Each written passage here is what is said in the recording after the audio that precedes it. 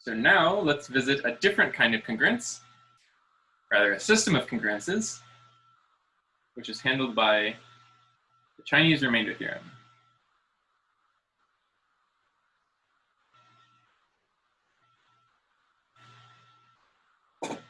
So I think some sort of motivation for the name is that the first known example of this kind of problem is written down by Sun Tzu, and it is,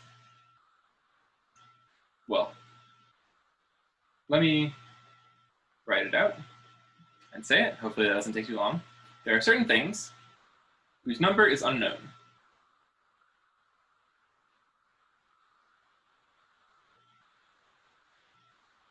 If we count them by twos,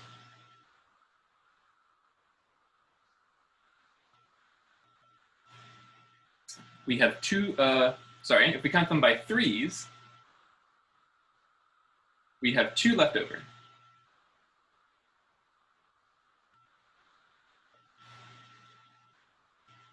If we count them by fives, we have three left over.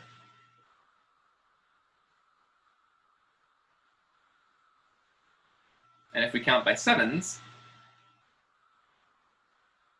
we have two left over. How many are there?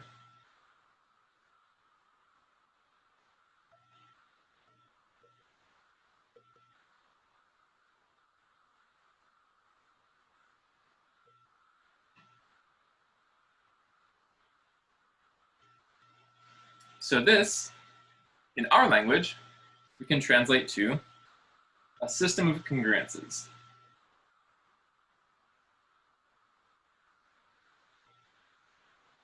Because what is this saying? If we count them by threes, we have two left over. So this is saying that whatever the number of things is, if we count them by threes, which is essentially working mod 3, then there are two left over. That is the remainder. Similarly, if we count them by fives, we have three left over. This is saying that x is congruent to 3 mod 5. And if we count by sevens, there are two left over. This is saying that x is congruent to 2 mod 7. So we are looking for simultaneous solutions to these three congruence equations, these three congruences. So these kinds of systems of congruences are the subject of the Chinese remainder theorem.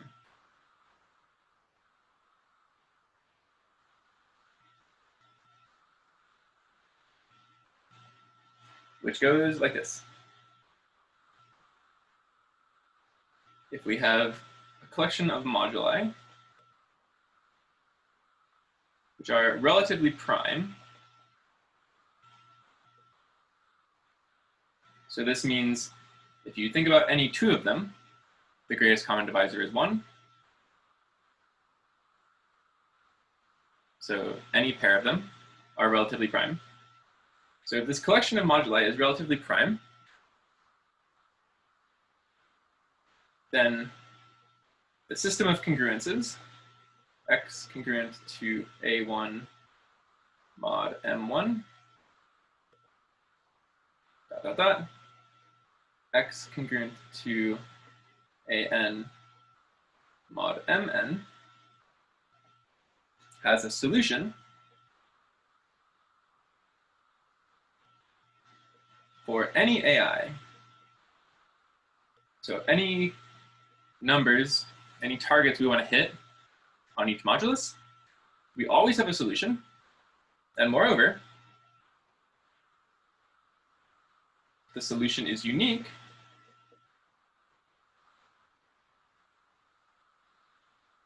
mod the product of the moduli.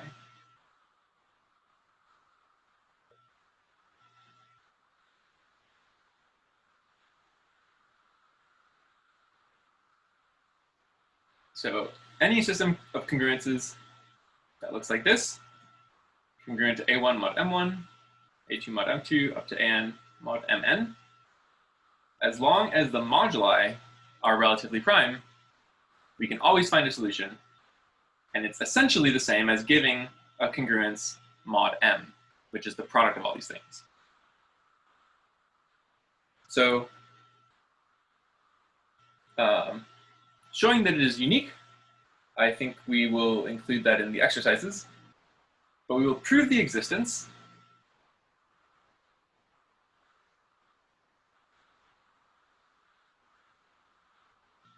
and we will prove the existence by essentially giving a construction. So I will tell you how to find a solution, and that will prove that a solution does indeed exist. So let's go ahead and do that. The idea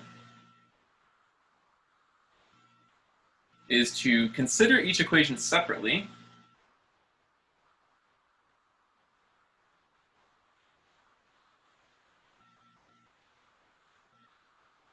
and try to find a solution that does not interfere with the other equations.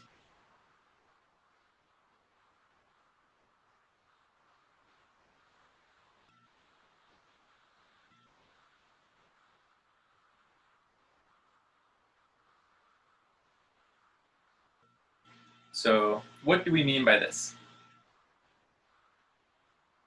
Oh, out of space. New page.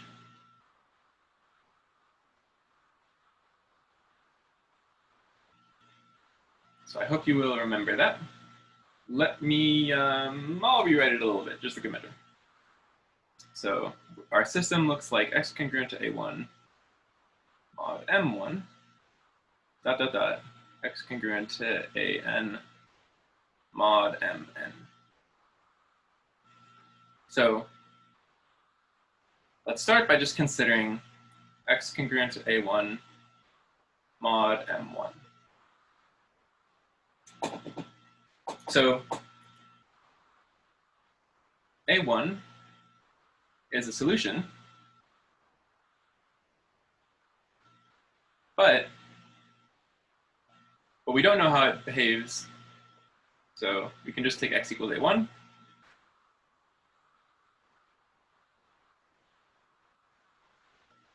But we don't know what it does mod the other moduli.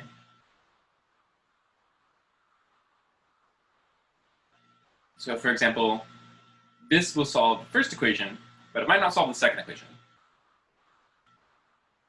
But remember, we have lots of solutions that we can work with, so we just need to find one of those solutions that doesn't affect the other equations. And this is how we do that.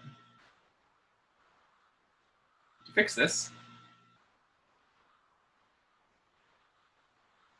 write big M1 to be all of the moduli except M1. So this is the product of all of them, and you can just divide out M1. But let me also write this as just M2, M3, dot, dot, Mn. So it's everything besides M1.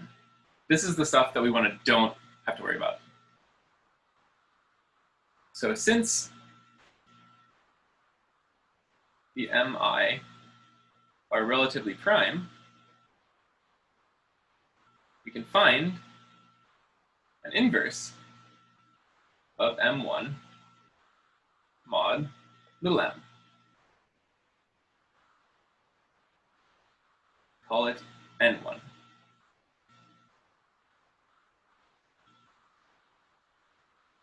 Then, what is the point of doing this? We have a solution, but we don't know that it solves the other equations. And how are we going to fix that? We're going to take this thing and use it, it contains all the other moduli, so we're going to use it to knock out all the other equations by knocking out all these moduli, essentially. What does that mean? So then, x equals a1 times m1 times n1 is again a solution to x congruent to a1 mod m1. And that's because we chose these things to be inverse mod m. I should say mod m1, in fact.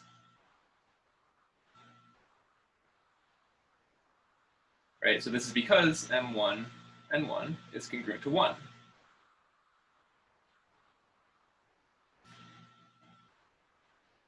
But also, now this is a solution to x congruent to 0 mod mi for the other moduli.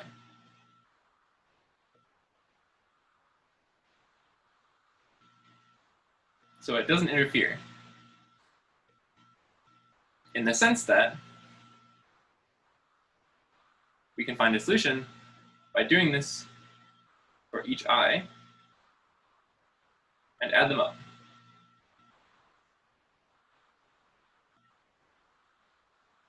So that completes our construction. Or let me just say, the solution is x equals a1 m1 n1 plus a2 m2 n2 dot an mn nn. So this is our construction. Let's see that in a concrete example.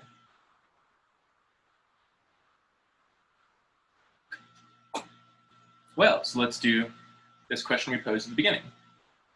X is congruent to 2 mod 3.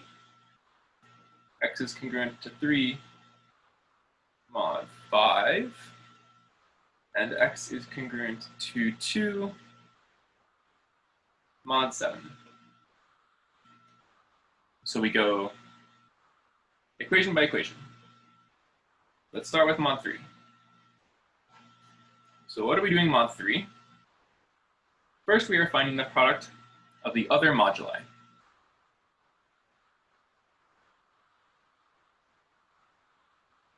Oh. Forgive me, my screen is not responding. Do I have to screen share again? Let's do that.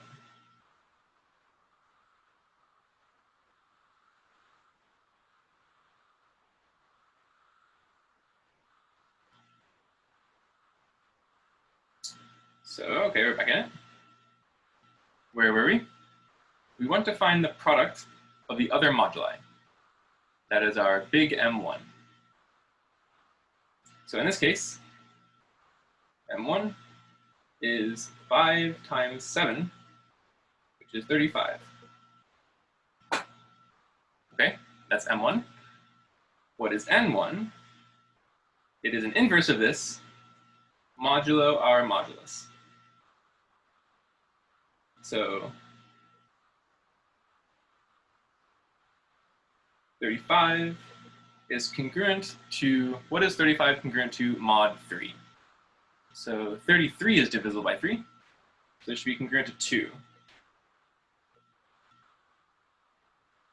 And you can see that 2 is an inverse.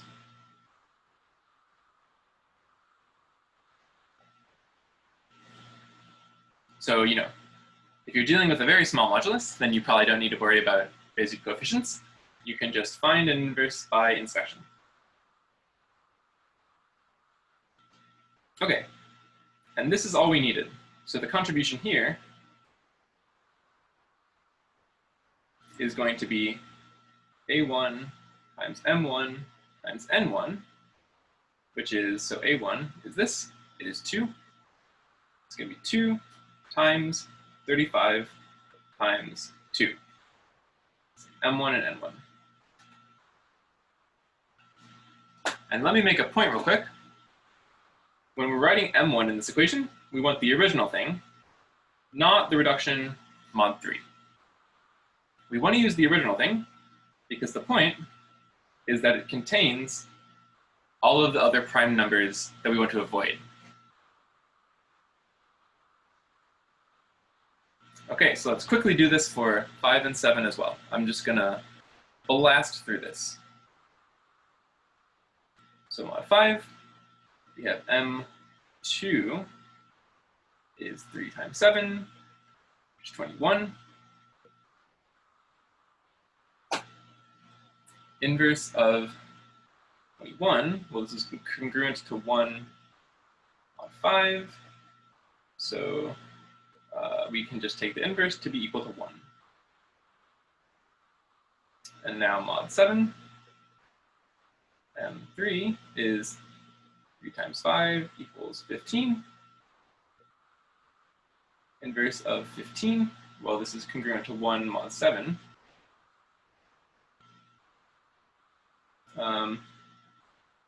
So we can take N3 equal to 1. Okay, and I think I miswrote this. This should be N2.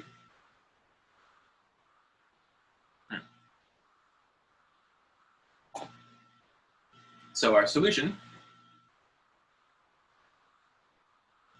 we can find a solution by taking A1, M1, N1, and then similarly here and here. So let's see, so this is 2 times 35 times 2 plus, what is A2? It is 3. 3 times 21 times 1, and then 2 times 15 times 1.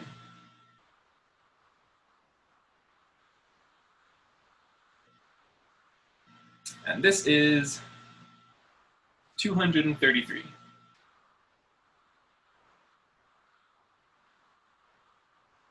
And according to the Chinese remainder theorem, we can find all solutions by taking 233 plus any multiple of the product of all the moduli. So 3 times 5 times 7, which I believe is 105.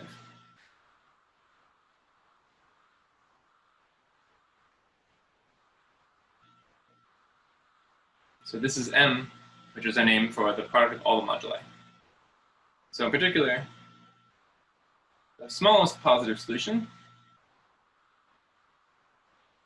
is, I guess if you subtract 105 twice, so it's 23. So this is how you solve a system of congruences.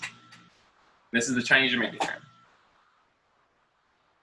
But I want to give you a slightly different perspective, a more abstract perspective that is better suited for potentially proving things and generalizing the new contexts. Here is an abstract perspective.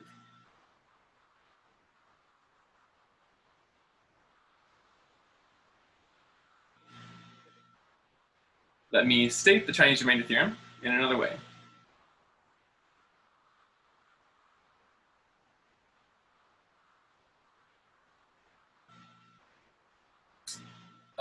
If we have some moduli that are relatively prime, then the map from Z mod M to Z mod M1 plus Z mod M2 up to Z mod Mn, given by M maps to M, let me, not call it that, let's say X maps to X mod M1, X mod M2, X mod Mn. This map is a bijection.